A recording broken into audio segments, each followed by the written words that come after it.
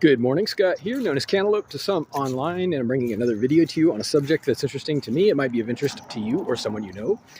And I want to talk about this idea that I've heard quite a bit now about a law of love. Love rules, love reigns. Love is the highest good. Okay, no. I hear you, I do. And it sounds real good, but it kind of just sounds good. I'm not even sure how to make sense of that, to be honest. Love doesn't always win, first of all. And I can prove that real easy. I mean, love dies, it passes out, it doesn't work. Sometimes it just falls apart. You lose people. Love sounds really nice. No, I hear you. But there's an actual logical answer that works a lot better. Better than what we have. I'm not saying what we have is working at all. But what I'm saying is that it should be about agreements. Okay, it should be about consent and contracts. Spoken, implied, retroactive, all okay, no problem. Has to just exist, in some form, an actual legitimate form of consent. And to review, I don't want to dwell on it, but there is a 5-part device, super handy to memorize. I have committed it to memory, and I'll repeat it here. So the first part is wherewithal. Wherewithal to consent. That means you have the ability, you understand the central effects of the proposal and moving forward. Number 2 is consciousness. Very important. And it's so important, in fact, that it has to be included in the description. That is, you cannot make a contract with someone who is, for example, in a coma. That doesn't work. Or drunk or asleep. Those wouldn't work. The third one is brevity for written contracts. It can't be abused, like adding extra stuff in a voluminous contract where it's all buried in there somewhere in the fine print. Doesn't work. That's not valid consent.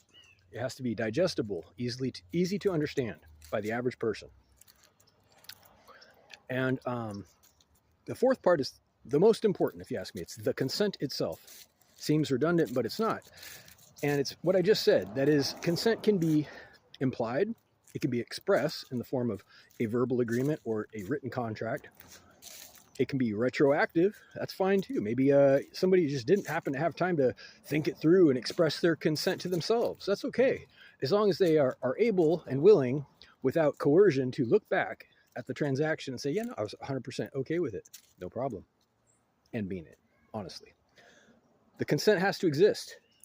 It has to be valid. And then the fifth part is to prevent abuse, because people do abuse things. No riders.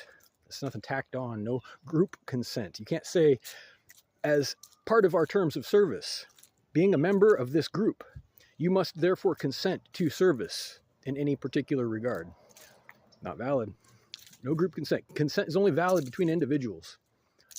We'll review real quick. First, step 1, wherewithal. Step 2, consciousness. Had to think about that. Step 3, brevity. Step 4, the consent itself. Step 5, no group consent. Not hard.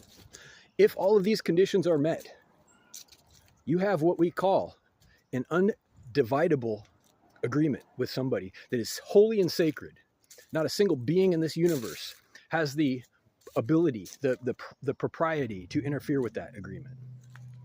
It is protected by the will of God, if you will. I mean, if you're into that, that's what's real. Agreements are real, and that's the law.